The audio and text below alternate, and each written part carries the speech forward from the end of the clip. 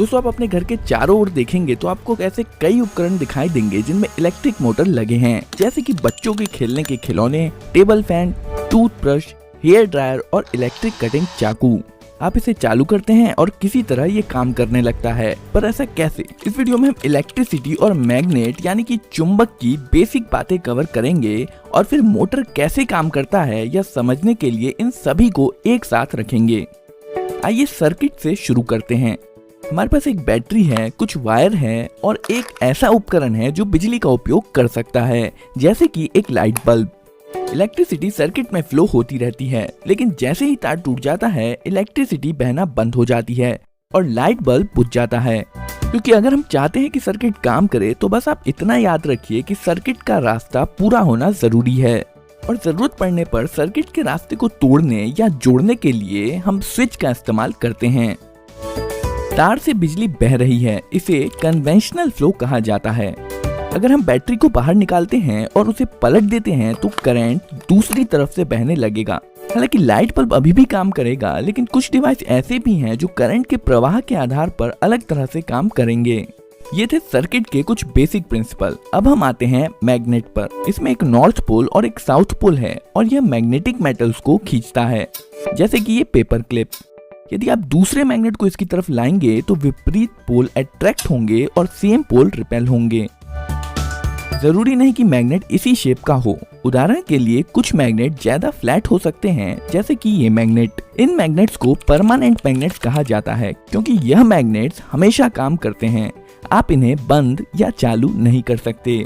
यह कई छोटे छोटे मैग्नेटिक डोमेन से बना होता है जो एक ही दिशा में रहते हैं, लेकिन आगे हम ऐसा मैग्नेट भी देखेंगे जिसमें हमेशा ऐसा नहीं होता है। अब हम एक परमानेंट मैग्नेट लेंगे और बीच में एक छेद करेंगे और इसे एक ऐसे रॉड पर रखेंगे जहां पर यह आसानी से घूम सके। इसके साइड में एक दूसरा मैग्नेट लाने पर हम देखेंगे कि रॉड पर रखा मैग्नेट तुरंत घूमना शुरू कर देगा जब तक कि दोनों मैग्नेट्स के विपरीत पोल आमने सामने नहीं आ जाते हैं। अब अगर साइड वाले मैग्नेट को उलट दें तो सेम पोल आमने सामने आ जाएंगे और एक दूसरे को रिपेल करेंगे और विपरीत पोल एक दूसरे को अट्रैक्ट करेंगे। अब अगर हम साइड मैग्नेट को बार बार उल्टा करते रहेंगे तो हमारा घूमने वाला मैग्नेट घूमता रहेगा। अभी के लिए बस ये घूमने वाला कॉन्सेप्ट याद रखिए, हम इस पर जल्द ही वापस आएंगे। यहाँ पर एक मेटेलिक बोल्ट है जो मैग्नेट नहीं है। असल में यह मैग्नेटिक डोमेन से तो बना है, लेकिन इसके मैग्नेटिक डोमेन विभिन्न दिशाओं में है।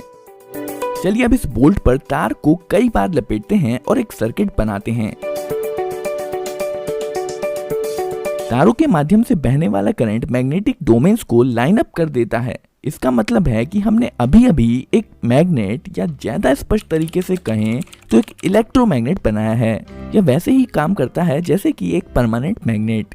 यह लोहे के टुकड़े को उठा सकता है और इसमें एक नॉर्थ और एक साउथ पोल होता है जो दूसरे मैग्नेट को अट्रैक्ट या रिपेल करेगा। लेकिन इलेक्ट्रोमैग्नेट इस मायने में खास है कि इसे लाइट बल्ब की तरह चालू या बंद किया जा सकता है, जबकि परमानेंट मैग्नेट के साथ ऐसा नहीं किया जा सकता है।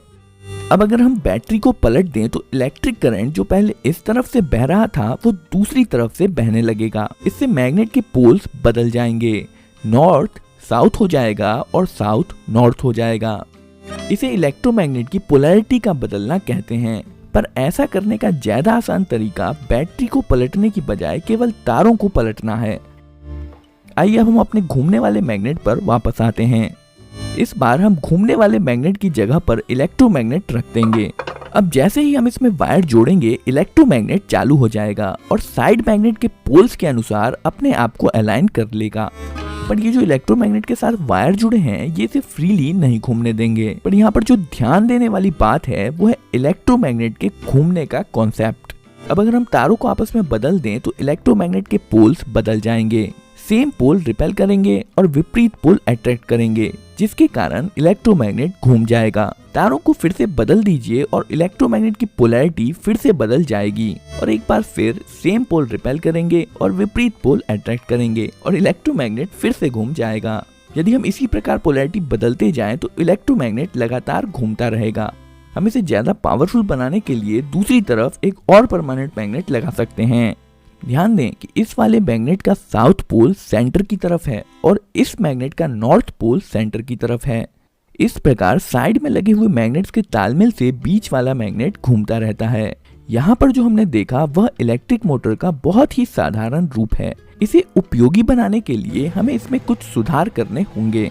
दो साइड मैग्नेट्स को हटाकर ज्यादा पावरफुल कर्व्ड मैग्नेट्स लगाए जा सकते हैं और वायर लपेटे हुए बोल्ट की बजाय हम मेटल लूप का इस्तेमाल करेंगे जिसे आर्मेचर कहते हैं।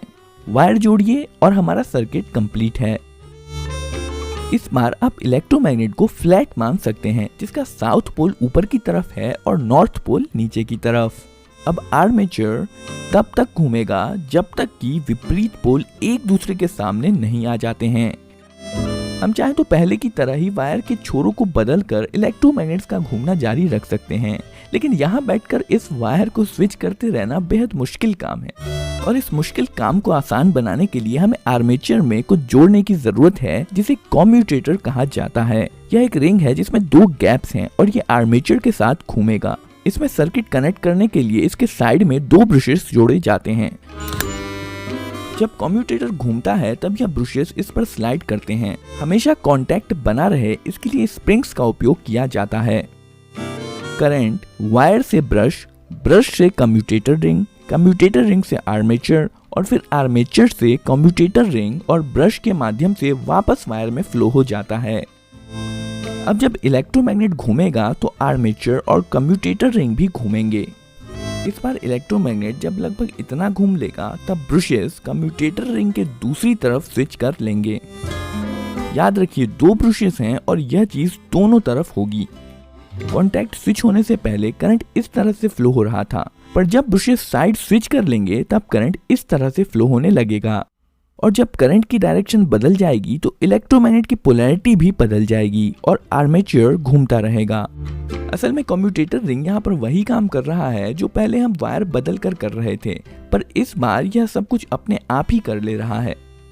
जब तक यह बैटरी से जुड़ा हुआ है तब तक यह इसी प्रकार घूमता रहेगा। बैटरी डिस्कनेक्ट कर देने पर इलेक्ट्रोमैग्नेट भी नहीं रहेगा और घूमना भी बंद हो जाएगा। अभी तक हमने आर्मेचर पर बस एक लूप का इस्तेमाल किया है। इसमें मोटर की स्पीड इरेगुलर होती है और इसके अलावा जब ब्रशेस कम्यूटेटर रिंग के टुकड़ों के बीचों बीच होगा तब इस स्थिति में मोटर रुक भी सकता है।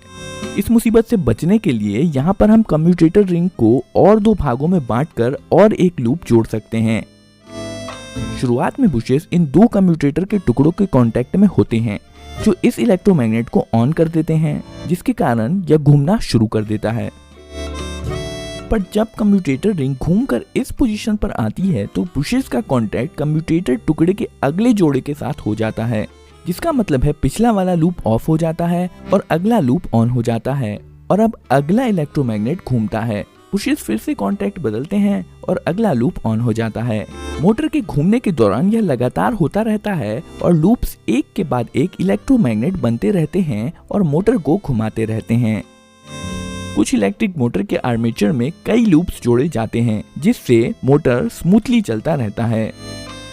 आर्मेचर के घूमने से जो घूमने वाला बल पैदा होता है उसे टॉर्क कहते हैं। ज्यादा टॉर्क का मतलब है मोटर की ज्यादा स्पीड।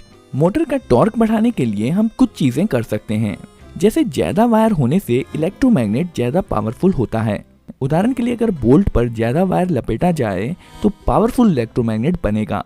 आर्मेचर लूप्स भी बहुत सारे वायर से बने होते हैं, जिसका मतलब है मोटर में ज्यादा पावरफुल इलेक्ट्रोमैग्नेट होगा और मोटर भी ज्यादा स्पीड से घूमेगा। यही कारण है कि अगर आप किसी असली मोटर को खोलकर देखेंगे तो पाएंगे कि उसमें बहुत सारा वायर लपेटा हुआ होता है। ज्यादा वायर का मतलब है ज्यादा पावरफुल इलेक्ट्रोमैग्नेट। इसे पावरफुल बनाने का दूसरा तरीका है कि इसमें ज्यादा इलेक्ट्रिसिटी दी जाए। आइए हम मोटर से संबंधित और भी कुछ नाम देख लेते हैं। यहाँ पर जो पार्ट्स नहीं घूम रहा है उसे स्टेटर कहते हैं, जो कि इस केस में साइड में लगे दो परमानेंट मैग्नेट्स हैं। ये स्टेटर एक मोटर केस के अंदर फिट होता है और बीच में जो आर्मेचर है उसे रोटर भी कहते हैं। यही वो पार्ट है जो घूमता है। मोटर के बीचों बीच एक शाफ्ट लगा होता है जो मोटर के पीछे से बाहर आता है। इस वीडियो में आपने जो मोटर देखा है वह एक डीसी मोटर है।